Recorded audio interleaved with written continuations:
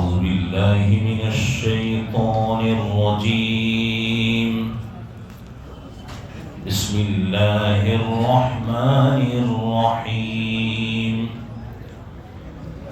الذين يؤمنون بالغيب.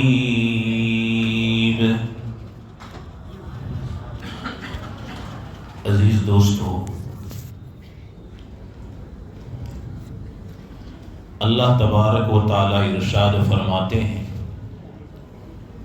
متقین یعنی اللہ سے ڈرنے والے وہ لوگ ہیں جو غیب کے اوپر ایمان رکھتے ہیں۔ غیب کس کو کہتے ہیں؟ جو انسان کی نظروں سے پوشیدہ ہے، چھپا ہوا ہے، اس کو غیب کہتے ہیں۔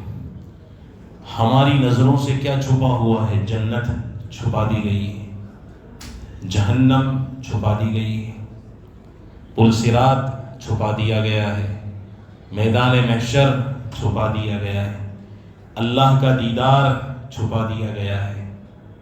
قبر کے اندر متقی کے لیے قبر جو ہے جنت کے باغیچوں میں سے ایک باغیچہ بنا دیا چھپا دیا گیا ہے، جہنم کے گھڑوں میں سے ایک گھڑا بنا دیا جاتا ہے، چھپا دیا گیا ہے۔ ساری چیزیں اللہ نے کیا ہے؟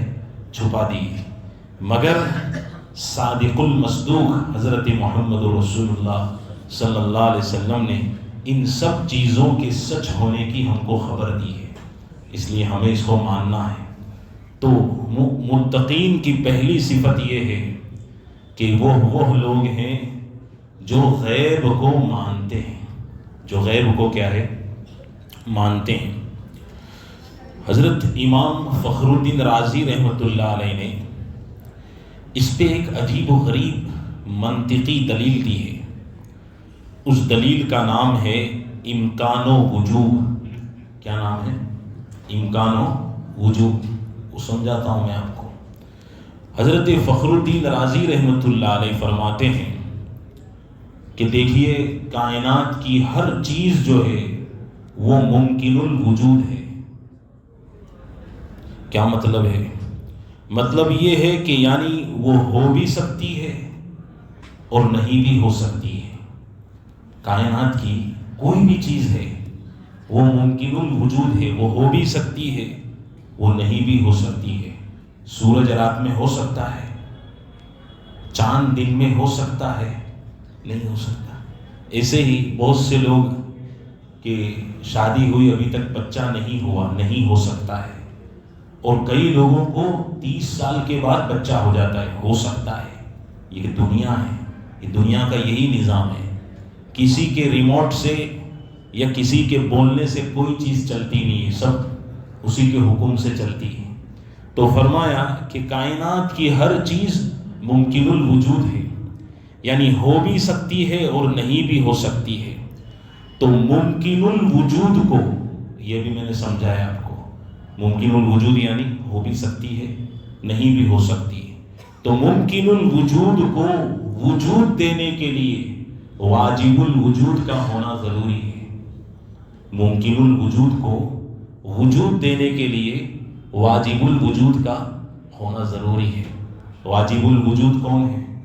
اللہ تبارک و تعالیٰ کی ذات ہے کہ بھائی ہو سکتی ہے، تو یہ سکنے کو کون سکنا کرنے والا ہے؟ اللہ ہے۔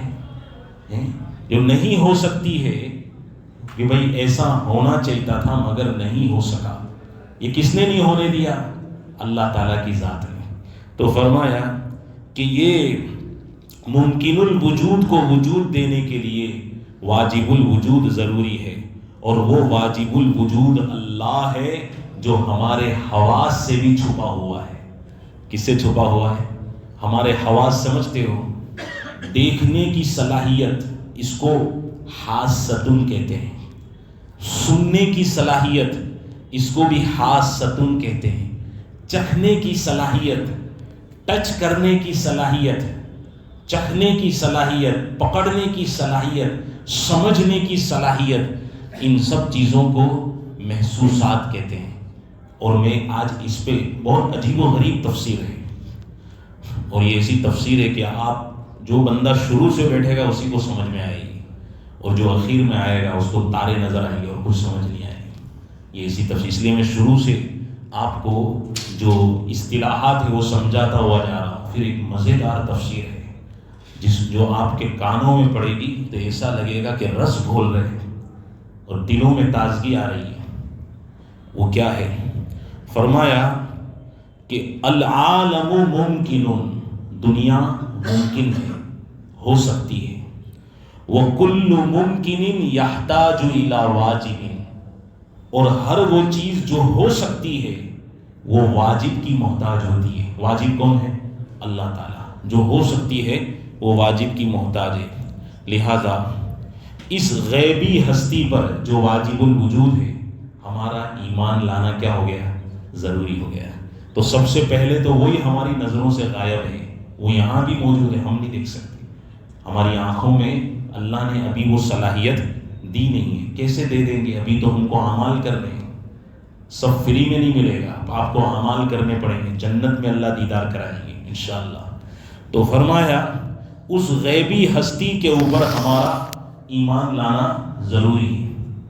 ابن القیم بہت بڑا رائٹر گزرا ہے شرعی کتابوں کا، انہوں نے اپنی ایک کتاب ہے الدواء الکامل، اس میں بہت زبردست چیز لکھی۔ وہ لکھتے ہیں کہ میرے زمانے میں ایک شخص بہت گنہگار آدمی تھا، بہت گنہگار، تو اس کا آخری وقت ایسا لگ رہا کہ آخری وقت آ گیا ہے، تو میں اس کے پاس گیا اور میں نے اس کو کہا کہ چچا جان آپ اللہ سے توبہ کر لو، معافی مانگ لو۔ وہ اتنا اڑیل آدمی تھا، نہ ٹیڑھا آدمی تھا کہ وہ جانتا ہے کہ یہ مولانا صاحب ہے، مفتی صاحب ہے، یہ بات تو غلط کریں گے نہیں، مگر وہ ان کے ساتھ حجت کرنے لگا، کہنے لگا میں سب سے بڑا مجرم اور کریمنل ہوں، بہت بڑا پاپی ہوں، مجرم ہوں، گنہگار ہوں، بھلا اتنے گناہ کرنے کے بعد اب آخری میرا وقت بھی آ گیا ہے، وہ مجھے کیا معاف کرے گا؟ کیا جواب دیا وہ مجھے کیا معاف کرے گا؟ میرے تو اب کلومیٹر پورے ہو گئے، زندگی میں نے خدا کی نافرمانیوں میں گزار دی، کتنے میرے اوپر جرائم کے کیس ہیں اور ابھی تک میں جرم کرتا رہا، پورے میرے پوٹلے کے پوٹلے گناہوں سے بھرے ہیں، کوئی کی مجال ہے کہ ایک نیکی میرے نام اعمال میں سے نکال کر بتائے، تو میں تو پورا خلاص ہو گیا ہوں، تو اس کے سامنے میں کیوں جاؤں؟ میرے کو تو شرم آتی ہے کہ وہ مجھے معاف بھی کرے گا کہ نہیں کرے، اس لیے میں معافی نہیں مانگتا۔ ابن قیم لکھتے ہیں الدواء الکامل میں کہ میرے آنکھوں کے سامنے اس نے اپنی جان اللہ کے حوالے کر دی، مگر اللہ سے اس نے معافی نہیں مانگی۔ اب حضرت لکھتے ہیں کہ اس میں محققین جو ہیں، محققین اس کو بولتے ہیں اللہ والے، اہل اللہ، ان کا طرز اور ان کی سمجھانے کی جو ہیبٹ ہے وہ ایسی ہی رہی ہے کہ وہ انبیاء کے طرز پر سمجھاتے ہیں۔ کسے سمجھاتے ہیں؟ انبیاء کے طرز پر۔ ہم تفسیر کر رہے ہیں الذین یؤمنون بالغیب، اس کو سامنے رکھنا ہے۔ وہ لوگ ہیں جو غیب پر یقین رکھتے ہیں، کہ ہم جو ہیں اللہ والے انبیاء کے طرز پر سمجھاتے ہیں، اور انبیاء کا طرز یہ ہے کہ وہ معقولات کو محسوسات بنا کر سمجھاتے ہیں، وہ معقولات کو محسوسات بنا کر سمجھاتے ہیں۔ اب سمجھو معقولات کس کو کہتے ہیں؟ وہ چیزیں جو عقل میں آ سکتی ہے، عقل سے ہم تصور کرتے ہیں مگر ہم اس کو زمینی لیول پر نہیں بتا سکتے۔ فرشتہ ہونا، جنت ہونا ہم عقل سے تصور کرتے ہیں، اللہ والے اس معقولات کو محسوسات سے سمجھاتے ہیں۔ اس کو سمجھو، اس نے کیا کہا تھا؟ میں بہت بڑا گنہگار ہوں اور وہ اتنا بڑا خدا ہے، شہنشاہوں کا شہنشاہ ہے، تو میرے اتنے سارے گناہ یار وہ کیسے معاف کرے گا؟ ایک نیکی نہیں ہے میرے نام اعمال ہے، میں معافی نہیں مانگتا، وہ مر گیا ایسے ہی۔ تو ایک اللہ والے فرماتے ہیں کہ اس کو اللہ سے تعلق قائم کرنے میں دیر نہیں کرنی چاہیے تھی. اس کو اللہ سے تعلق قائم کرنے میں دیر نہیں کرنی چاہیے تھی. اس نے دیر کر دی. کیسے؟ ایک آدمی ہے گناہوں میں، نجاستوں میں، گندگیوں میں لت پت ہے، پورا گندگیوں میں ڈوبا ہوا ہے، اور وہ جا رہا ہے دریا کے پاس سے. کس کے پاس سے؟ دریا کے پاس سے. تو دریا نے آواز دی، او بھائی آجا میرے پاس، آجا میرے پاس. تو وہ کہتا ہے میں نہیں آتا. دریا کہتا ہے آجا میرے پاس، میں تجھے نہلا دوں گا، میں تجھے غسل کرا دوں گا، میں تجھے چک چک بالکل نوا نکور بنا کے تجھے زمین پر میں بٹھا دوں گا، آجا تو بہت گندا ہے. تو وہ کیا کہتا ہے، میں کیوں تیرے پاس آؤں؟ میں اتنا کالا کولسے جیسا گندا پلید ناپاک آدمی، اور تو کتنا دودھ سے زیادہ دھلا ہوا، کتنا روشن صاف چمکدار آدمی. میری دنیا کہاں، تیری دنیا کہاں، میں کہاں تو کہاں، یہ زمین یہ آسماں، یہ کیسے ہمیں ایک ہو سکتے ہیں؟ اس نے اس طرح کر کے اس سے دوری بنا لی. تو دریا نے کیا کہا معلوم ہے؟ دریا نے کہا ارے بھائی بچہ جی، تم اتنی مجھ سے دوری بناتے ہو، تم 2 سال دور رہو یا 200 سال دور رہو، جو گندگی تمہارے اندر ہے اس کو دھونے کی طاقت صرف پانی کے اندر ہے. کس کے اندر ہے؟ اس کو دھونے کی طاقت صرف پانی کے اندر ہے. دنیا میں کوئی لکوڈ پانی کے علاوہ ایسا موجود نہیں ہے جو تیری گندگیوں کو تیری تسلی کے حساب سے دھو سکے. آخرکار 2 سال بعد بھی تم میرے پاس ہی آؤ گے. اس کو یوں کہا. اب آپ سوچو کہ دریا نے اس کو کیا کہا، اپنے پاس بلایا کہ دھل جا، دھلنے کے لیے بلایا. اللہ والے فرماتے ہیں کہ بھائی اللہ کی مثال دریا کے معنی میں ہے. کس کے معنی میں ہے؟ دریا کے معنی میں. ابھی تو ہم نے دیکھا نہیں، بالغیب ہے وہ، مگر اس کو یہ دنیا کی مثالوں سے سمجھو کہ اللہ کی مثال غیب کی مثال سمندر کے معنی میں ہے. دنیا کا سب سے بڑا سمندر لے لو، اس کے معنی میں ہے. اور بندوں کی مثال گنہگار نجاستوں میں لت پت بندوں کی مثال، نجاستوں میں لت پت کی مثال ہے.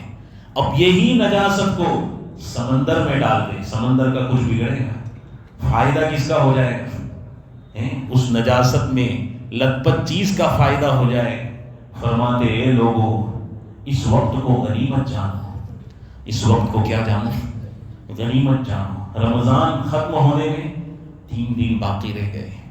زندگی کے ختم ہونے میں کتنے دن باقی ہیں کسی کو کچھ پتا نہیں. تو تم کیا کرو؟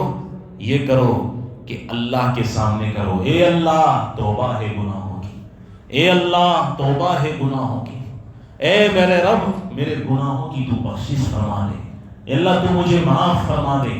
اللہ سے توبہ مانگو، اللہ سے بخشش مانگو. اللہ اللہ بار بار کرو. اپنے گناہوں کی وجہ سے اللہ سے شرمندگی مت کرو.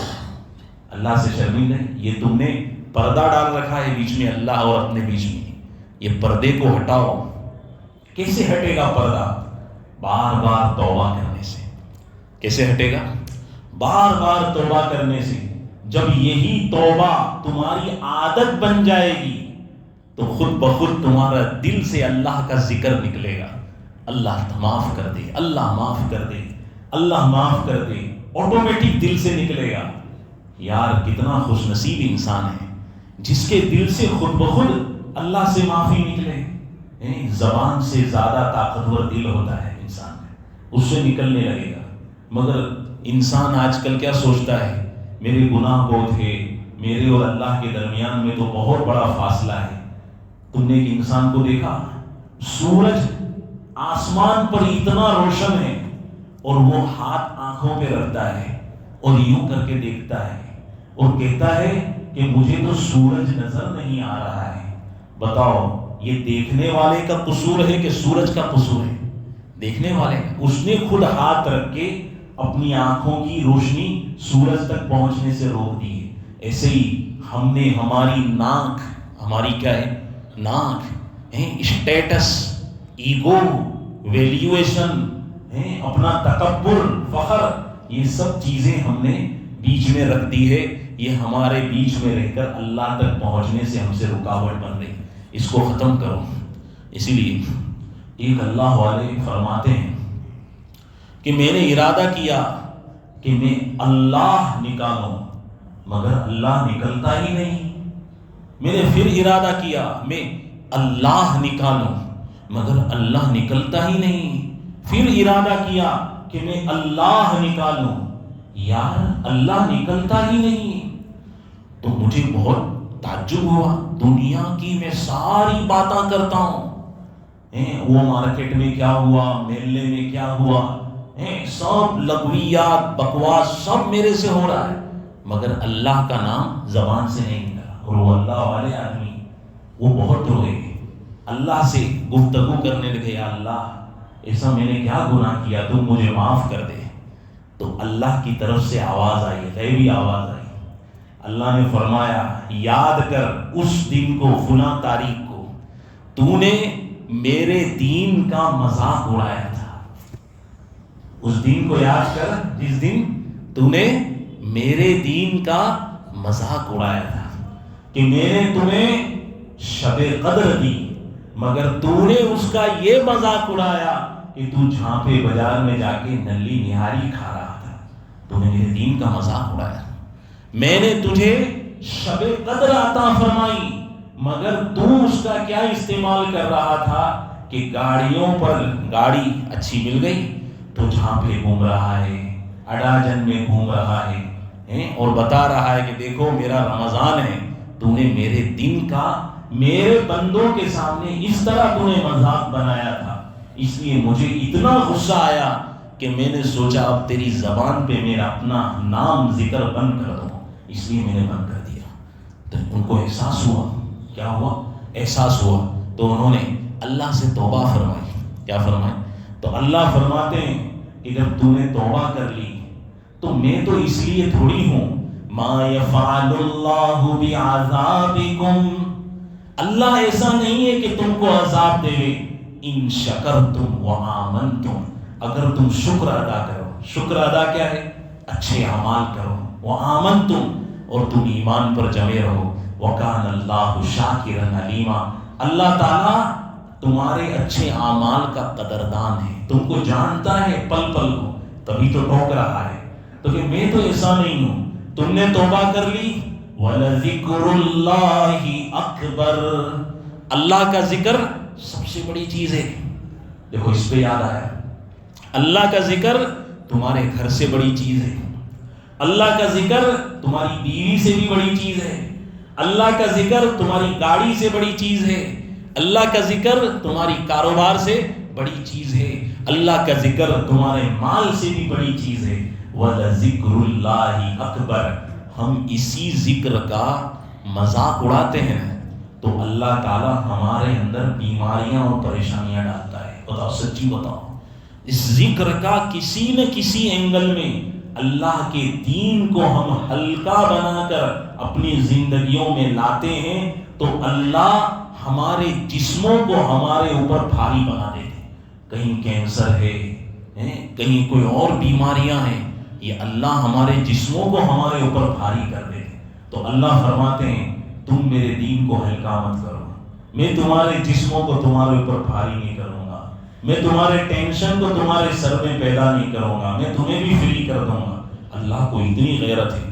اللہ تبارک و تعالیٰ اس بات کو نہیں دیکھ رہے ہیں. کس بات کو نہیں دیکھ رہے ہیں کہ بھئی تم پیسے والے ہو، تم حیثیت والے ہو، تم عزت والے ہو. نہیں، اللہ وَلَذِكْرُ اللَّهِ أَكْبَرُ، اللہ کی یاد سب سے بڑی چیز ہے. اس لیے سمجھو اس بات کو کہ ایک تو ایمان کا تعلق دل سے ہے. کس سے ہے؟ ایک ایمان کا تعلق دل سے ہے. ارے میرے یارو، ایک ایمان کا تعلق دماغ سے بھی پیدا کرو. کس سے پیدا کرو؟ دماغ سے بھی. دماغ بھی تمہارا ایمان سے بھرا ہوا ہونا چاہیے، جسے دل ہمارا کیا ہے؟ ایمان سے بھرا ہوا ہے. یہ میں کیوں کہہ رہا ہوں؟ آج دیکھو آپ مارکیٹوں میں، بازاروں میں، اسکولوں میں، کالجز میں، یہ بڑے بڑے فنکشنوں میں یہ لوگ ہمیں نئے نئے فلسفے، تہوار، رسم و رواج، یعنی شارٹ کٹ میں کہو تو غیر اللہ کی طرف یہ ہمیں دعوت دے رہے ہیں. یہ نفرتی دعوتیں ہیں، یہ شیطانی دعوتوں کی طرف ہمیں بلا رہے ہیں. تو ایسے موقع پر دل ہمارا مومن ہے، دماغ بھی ہمارا کیا ہونا چاہیے؟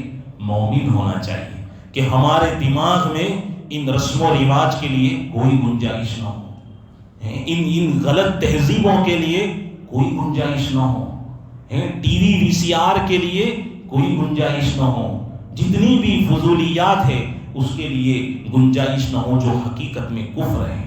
اس لیے اللہ نے ایمان کے لیے سب سے پہلے کیا شرط لگائی؟ وَمَن يَكْفُرْ بِالْإِيمَانِ وَمَن يَكْفُرْ بِالطَّاغُوتِ، وہ شخص جس نے طاغوت کا انکار کیا. یہ طاغوت کیا ہے؟ یہ ایلومیناٹی نام سنا آپ نے؟ ایک آنکھ ہے دجال کی، اس کے اوپر پورا مدار چلتا ہے سود کا، انٹرسٹ کا مدار چلتا ہے، اس کے اوپر پورے بوگس مارکیٹنگ چلتے ہیں، مگر ہم اس کو مانتے ہیں. یہ بٹ کوئن کیا ہے؟ یہ بوگس مارکیٹنگ، دجالی مارکیٹنگ ہے. ہم اس کو فالو کرتے ہیں، ہم اس کے لیے اپنا وقت دیتے ہیں، میٹنگیں کرتے ہیں. فرمایا کہ اپنے دل کو مومن بنانے کے ساتھ دماغ کو بھی مومن بناؤ، اور اس کا طریقہ ہے وَمَن يَكْفُرْ بِالطَّاغُوتِ، اس طاغوت کا بھی تم انکار کرو. تم انکار نہیں کر رہے ہو، پورے زور و شور کے ساتھ انکار کرو کہ تمہارے دل کے اندر اس طاغوت سے وحشت ہو، دہشت بیٹھی ہوئی ہو، ڈر ہو. یا اللہ، میں ایمان کے ساتھ کن راستوں پہ جا رہا ہوں؟ غیروں کے طریقے پر، انگریزوں کے ریت رواجوں پر میں نہیں جا رہا. میرے بچے کہاں جا رہے ہیں؟ میری بیوی کہاں جا رہی ہے؟ میرا پریوار خاندان کہاں جا رہا ہے؟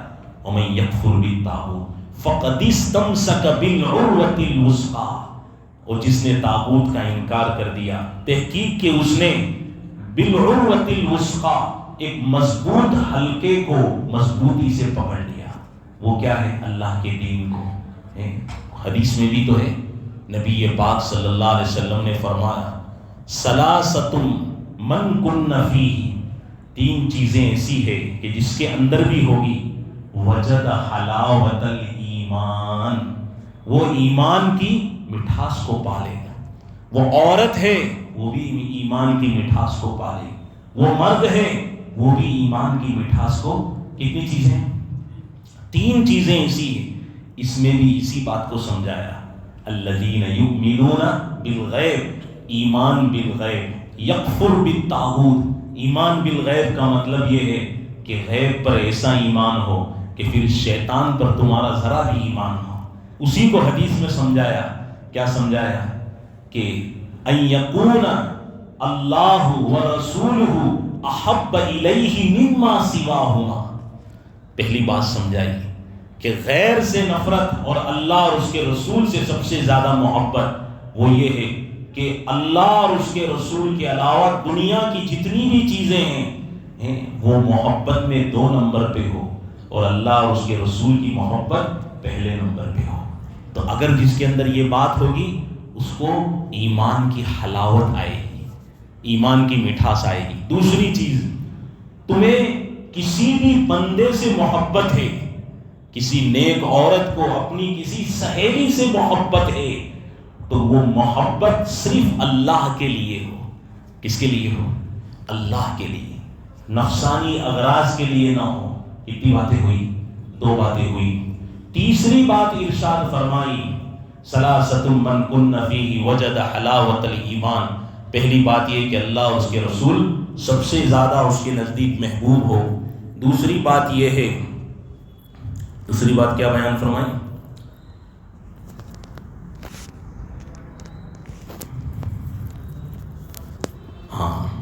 دوسرا یہ کہ کسی بھی انسان سے محبت ہو، اللہ کے لیے محبت ہو.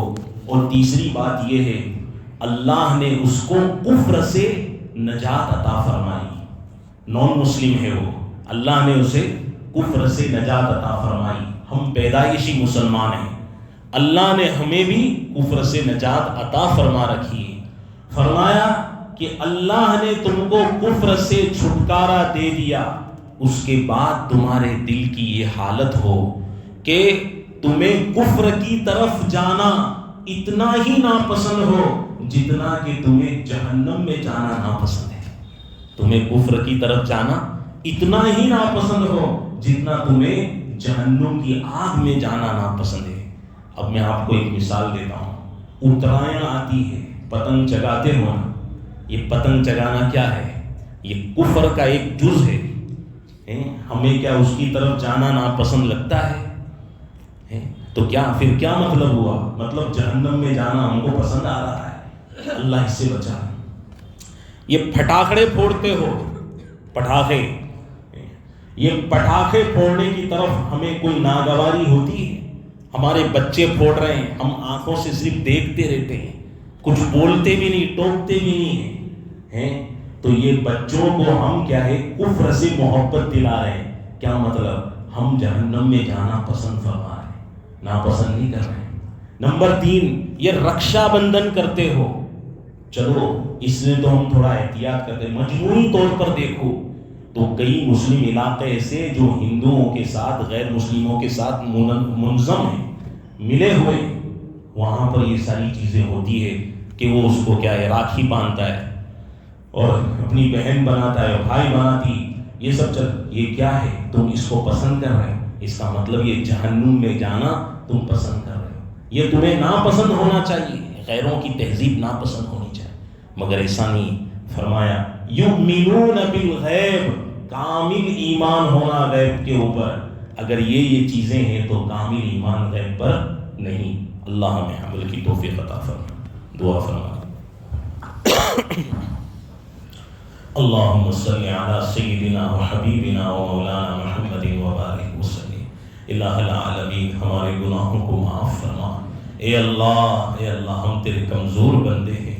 اے اللہ ہم کمزور بندے ہیں۔ اے اللہ ہمارے اعمال ٹوٹے ہوئے ہیں۔ اے اللہ ہمارے ارادے پاک نہیں ہیں۔ رب کریم ہماری نیتیں ٹھیک نہیں ہیں۔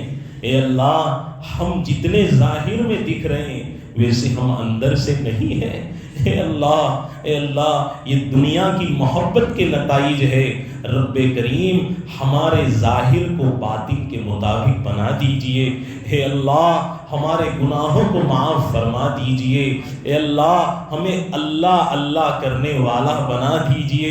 رب کریم شب قدر آپ نے رمضان کی طاق راتوں میں رکھی، آخری عشرے کی طاق راتوں میں رکھی۔ اے اللہ شب قدر کی برکت سے اللہ ہمارے گناہوں کو معاف فرما دیجئے۔ اے اللہ اس کی رحمتیں حاصل کرنے والا ہمیں بنا دیجئے۔ اے اللہ ہمیں ذکر کی لذتیں عطا فرمائیے۔ اے اللہ عبادتوں کا سرور عطا فرمائیے۔ اے اللہ حلال کا اہتمام کرنے کی توفیق عطا فرمائیے، حرام سے بچنے کی توفیق عطا فرمائیے۔ اللہ بشریت کے ناطے جو ہم سے کوتاہیاں ہو رہی ہے اپنے فضل سے اللہ اس کو معاف فرما دیجئے۔ اللہ آپس میں ہمیں محبت کے ساتھ رہنے کی توفیق عطا فرما۔ اللہ نفرتوں کو ہم سے ختم فرما دے، نفاق کو ہم سے ختم فرما دے۔ اے اللہ ہمیں روزی اچھی عطا فرما، رزق حلال عطا فرما۔ اللہ حرام روزی سے ہماری نسلوں کی حفاظت فرما۔ اے اللہ ہماری جو جائز مرادیں اور تمنائیں ہیں، اے اللہ رمضان کا پاک مہینہ اور آخری پاک عشرہ ہے، اے اللہ تو اپنے فضل و کرم سے اے اللہ ہماری جائز مرادوں کو پورا فرما۔ اے اللہ اس ملک میں امن اور شانتی پیدا فرما۔ رب کریم جو بدامنی پیدا کرتے ہیں اللہ تو ہدایت عطا فرما۔ اللہ ہدایت نہیں لکھی، اے اللہ ان کو تہس نہس فرما کر اے اللہ تیری اس دھرتی کو پاک فرما۔ رب کریم ہمارے مرحومین کی مغفرت فرما، ان کو جنت الفردوس میں اعلیٰ مقام عطا فرما۔ اے اللہ آج وہ ہم سے پہلے چلے گئے، کل ہماری باری ہے، اے اللہ آپ ہماری بھی مغفرت فرما دینا۔ اے اللہ ہم کیوں کسی کے فاتحے کا انتظار کرے، اے اللہ ہمیں اپنے اعمال بنانے کی توفیق عطا فرما۔ اور اللہ ہماری دعا کو نبی پاک صلی اللہ علیہ وسلم کے صدقے میں قبول فرما۔ وصلی اللہ علی النبی الکریم محمد وآلہ وصحبہ اجمعین برحمتک یا